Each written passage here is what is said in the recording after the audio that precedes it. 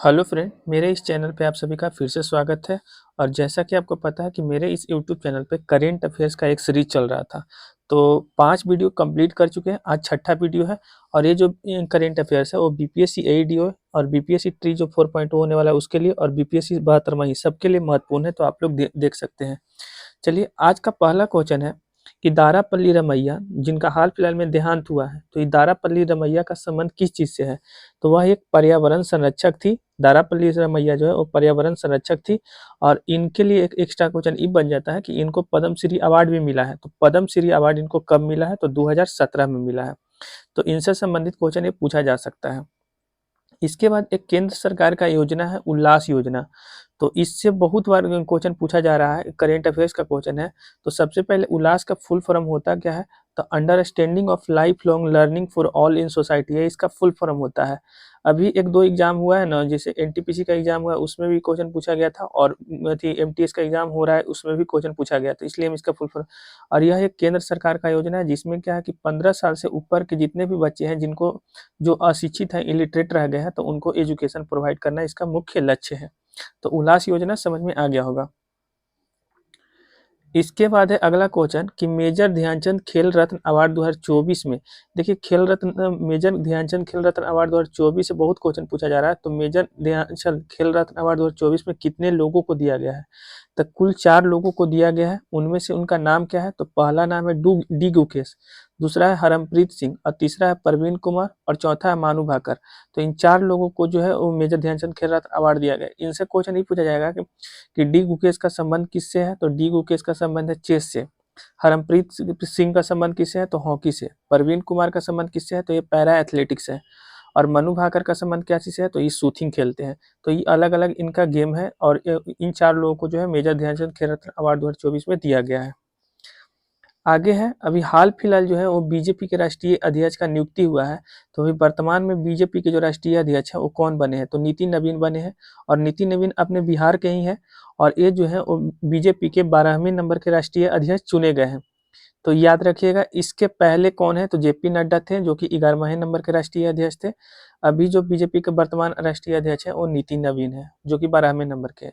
इसके अलावा याद रखिएगा कि भारत में कुल 6 राष्ट्रीय पार्टी है, जिसमें से कांग्रेस के जो राष्ट्रीय अध्यक्ष है वो मल्लिकार्जुन खड़गे हैं। और बहुजन समाजवादी पार्टी के जो राष्ट्रीय अध्यक्ष है वो मायावती है। और नेशनल पीपुल पार्टी का जो राष्ट्रीय अध्यक्ष है एनपीपी के, वो कोनराड संगमा है। और कुल 6 राष्ट्रीय पार्टी है, एक्स्ट्रा क्वेश्चन इससे बन जाता है। इसके अलावा आज का अगला क्वेश्चन है कि विश्व हिंदी दिवस कब सेलिब्रेट किया जाता है? एक क्वेश्चन पूछा जाता है कि विश्व हिंदी दिवस कब सेलिब्रेट किया जाता है? तो 10 जनवरी को। और यही अगर आपसे पूछा जाए कि राष्ट्रीय हिंदी दिवस कब सेलिब्रेट किया जाता है? तो 14 सितंबर को। दोनों अलग अलग चीज है। ये विश्व हिंदी दिवस का बात हो रहा है और ये राष्ट्रीय हिंदी दिवस का बात हो रहा है। तो विश्व हिंदी दिवस 10 जनवरी और राष्ट्रीय हिंदी दिवस 14 सितंबर को सेलिब्रेट किया जाता है। अगला क्वेश्चन है कि एक है आधुनिक ड्रोन युद्ध बल। तो आधुनिक ड्रोन युद्ध बल जो कि भारतीय सेना के द्वारा गठित किया गया है, इसका नाम क्या है? तो भारतीय सेना के द्वारा एक गठित किया गया है आधुनिक ड्रोन युद्ध बल, इसका नया नाम क्या है? तो भैरव फोर्स इसका नाम है। और इसमें क्या होगा कि ये जो ड्रोन बल है, युद्ध बल, वो ड्रोन तकनीकी का इस्तेमाल करेगा। तो सिंपल सा क्वेश्चन पूछा जाएगा ना आपसे कि भारतीय सेना के द्वारा एक आधुनिक ड्रोन युद्ध बल जो है गठन किया गया है, इसका नाम क्या है? तो भैरव फोर्स इसका नाम है। तो यही क्वेश्चन इससे बनेगा, इसको आप पढ़ लीजिए। चलिए नेक्स्ट पेज की तरफ चलते हैं हम लोग।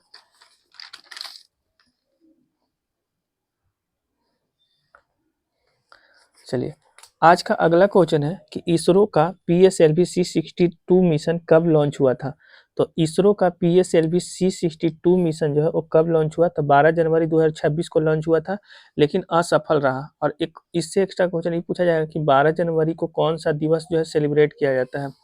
तो राष्ट्रीय युवा दिवस सेलिब्रेट किया जाता है, और स्वामी विवेकानंद के याद में। तो याद रखिएगा। अगला क्वेश्चन है कि वंदे मातरम का जो 150 नंबर की जो वर्षगांठ मनाया गया वो कब मनाया गया? 150 नंबर का जो है वर्षगांठ मनाया गया था वंदे मातरम का, यानी 150 नंबर का एनिवर्सरी सेलिब्रेट किया गया है वंदे मातरम का। वो कब? तो 7 नवंबर 2025 को। 7 नवंबर 2025 को वंदे मातरम का 150वीं जो है वर्षगांठ जो है सेलिब्रेट किया गया है, या फिर 150 नंबर की जो है एनिवर्सरी सेलिब्रेट किया गया है। एक क्वेश्चन है कि तंजानिया में अभी हाल फिलहाल जो नए राष्ट्रपति बने हैं, तो तंजानिया के जो नए राष्ट्रपति हैं वो कौन बने हैं? तो सामिया सुलुहु हसन, सामिया सुलुहु हसन जो है वो तंजानिया की नई राष्ट्रपति बनी है। अच्छा, ये बात याद रखें, इसलिए चर्चा में है ना क्योंकि पहली महिला राष्ट्रपति बनी है, तंजानिया की पहली महिला राष्ट्रपति बनी है सामिया सुलुहु हसन, और इसको जो है कुल 97.66% वोट मिला है, और इसका कार्यकाल कितने सालों का है, तो 5 सालों का कार्यकाल है। तो पहला बना है इसलिए ट्रेंडिंग में, आप इसको पढ़ लीजिए। आगे है कि 90वां नंबर का जो चेस ग्रैंड मास्टर है वो कौन बने हैं, तो 90 नंबर के जो चेस ग्रैंड मास्टर है वो इमल पार्थी एयर बने हैं। तो ये है 90 नंबर के। इसके पहले आपसे पूछा जाएगा कि 89 नंबर के चेस ग्रैंड मास्टर कौन है, तो रोहित कुमार एस है। अगर आपसे 88 नंबर वाला पूछा जाए तो दिव्या देशमुख, और अगर 87 नंबर वाला पूछा जाए तो हरि कृष्णन एआर। तो देखिए इन चारों में से एक जरूर आपको एग्जाम में देखने को मिल जाएगा, क्योंकि एक साल में एक से अधिक भी बन जाता है चेस ग्रैंड मास्टर, तो इसलिए नंबरिंग आप याद रखिएगा कि 90 से शुरू कीजिएगा, 87 चारों आप लोग पढ़ लीजिएगा।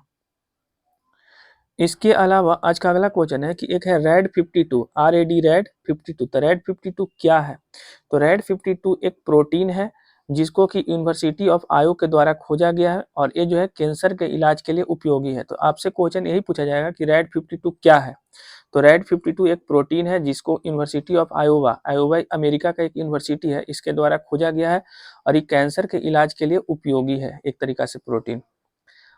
आगे क्वेश्चन है कि सेंझो 21 मिशन किसके द्वारा लॉन्च किया गया, किस देश के द्वारा लॉन्च किया गया है, सेंझो 21 मिशन। तो ये चीन के द्वारा जो है वो लॉन्च किया गया है। तो इससे भी क्वेश्चन एग्जाम में देखने को मिल सकता है।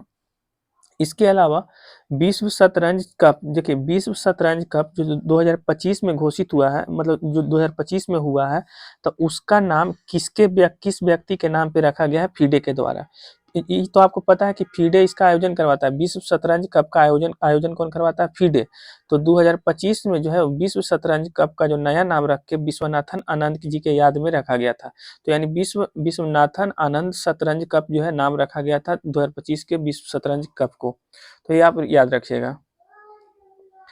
एकर अलावा स्वच्छ सर्वेक्षण 2025 में भारत का सबसे अस्वच्छ शहर यानी कि सबसे खराब शहर किसे घोषित किया गया है। स्वच्छ सर्वेक्षण 2025 में भारत के सबसे अस्वच्छ जो शहर है वो मदुरई को घोषित किया गया। किसको, तो मदुरई को। इसके अलावा रूल ऑफ लॉ इंडेक्स 2025 के अनुसार भारत का रैंक कितना है। रूल ऑफ लॉ इंडेक्स 2025 के अनुसार भारत का रैंक 86वां है, 86 रैंक है भारत का। अच्छा, इसको जारी कौन करता है रूल ऑफ लॉ इंडेक्स को, तो WJP यानी वर्ल्ड जस्टिस प्रोजेक्ट जो है इसको जारी करता है। तो याद रखिएगा कि रूल ऑफ लॉ इंडेक्स 2025 के अनुसार भारत का रैंक है 86वां, और इसका जारी करता कौन है, तो WJP यानी कि वर्ल्ड जस्टिस प्रोजेक्ट इसको जारी करता है। चलिए नेक्स्ट पेज की तरफ चलते हैं। चलिए आज का अगला क्वेश्चन है कि एक है कालमेघी तूफान। तो कालमेघी तूफान से कौन देश प्रभावित हुआ है, ये क्वेश्चन पूछा जाता है। तो हाल ही फिलहाल में आया है कालमेघी तूफान, तो इससे फिलीपींस जो है बहुत ज़्यादा प्रभावित हुआ है, और इस कालमेघी तूफान का लगभग स्पीड यानी गति जो था वो 120 किलोमीटर प्रति घंटा का रफ्तार से था। अच्छा, ये कालमेघी जो तूफान आया था ना, बहुत डेंजरस तूफान था। इसमें लगभग 66 लोगों की मौत हो गई थी फिलीपींस में, और अभी भी 26 लोग लगभग लापता हो गए हैं। तो ये फिलीपींस का एक तूफान है, मतलब कि कालमेघी तूफान से कौन देश प्रभावित हुए थे, तो फिलीपींस हुए थे। इसके अलावा अगला क्वेश्चन है कि भारत का जो 94वां नंबर का जो रामसर स्थल है, 94th नंबर का जो रामसर स्थल है वो किसे घोषित किया गया है। तो भारत का जो 94वां नंबर का जो रामसर स्थल है वो गोगा झील को घोषित किया गया है, और ये जो गोगा झील है वो बिहार के कटिहार जिला में पड़ता है। तो ये हो गया 94 नंबर का।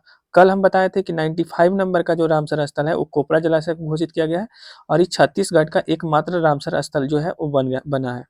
इसके अलावा जो 96वां रामसर स्थल है वो सिलीसिट झील है जो कि राजस्थान में पड़ता है। तो ये तीनों आप याद रखिएगा, 94वां रामसर स्थल गोगाभील, 95वां जो है वो कोपरा जलाशय, और 96वां जो है वो सिलीसिट झील है। तो तीनों आप याद रखिएगा। चलिए अगला क्वेश्चन की तरफ चलते हैं। एशियन यूथ गेम 2025 का बात करते हैं। एशियन यूथ गेम 2025 का आयोजन किया गया था बहरीन के मनामा में इसका आयोजन किया गया था। इसमें कुल 45 देश भाग लिए थे। कितने देश भाग लिए थे, 45 देश, और इसका संस्करण जो था वो तीसरा था। तो ये मुख्य पॉइंट ये है कि एशियन यूथ गेम 2025 का आयोजन बहरीन के मनामा में हुआ था, संस्करण तीसरा था, भाग कुल 45 देश लिए थे। इसमें पहला स्थान चीन को प्राप्त हुआ था, और भारत जो है वो कुल 48 पदक जीता था। भारत कितने पदक जीता था? 48 पदक के साथ स्थान इसका छठा था। तो भारत का जो है एशियन यूथ गेम में छठा स्थान था। इसमें से भारत जो है कुल 48 पदक जीता था, जिसमें से 13 स्वर्ण था, 18 रजत पदक था और 17 कांस्य पदक था। तो ये सब क्वेश्चन बन सकता है जो हम बता दिए। अगला है चेस में अंतर्राष्ट्रीय मास्टर भारत की तरफ से कौन बने हैं? तो चेस में भारत की तरफ से अंतर्राष्ट्रीय जो मास्टर है वो नमित वीर सिंह को बनाया गया है और ये पंजाब के हैं। तो ये भी आप पढ़ लीजिएगा। इसके अलावा भारत के 53वें जो मुख्य न्यायाधीश हैं वो कौन बने हैं? तो जस्टिस सूर्यकांत बने हैं।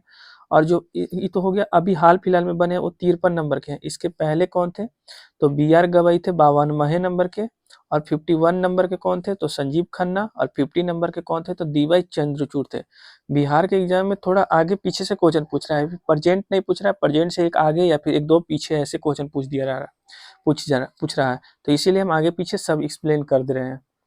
इसके अलावा आयरलैंड के 11वीं जो राष्ट्रपति बनी है वो कौन बनी है? तो आयरलैंड के 11वां जो राष्ट्रपति है वो कैथरीन कोनोली बनी है। ठीक है, आयरलैंड की 10वीं राष्ट्रपति कैथरीन कोनोली। तो ये आप पढ़ लीजिएगा। इसके अलावा आज का एक लास्ट क्वेश्चन है कि ग्लोबल फायर पावर इंडेक्स 2025 में भारत का रैंक कितना है? तो कल हम बताए थे कि ग्लोबल फायर पावर इंडेक्स में भारत का स्थान चौथा है। तो अब क्रम याद कर लीजिए, पहला स्थान पे अमेरिका है, दूसरा पे रूस है, तीसरा पे चीन है और चौथा पे अपना देश भारत है और पांचवा पे नॉर्थ कोरिया है। तो ये ग्लोबल फायर पावर इंडेक्स का बात हो रहा था। तो ग्लोबल फायर पावर इंडेक्स में भारत का स्थान चौथा है।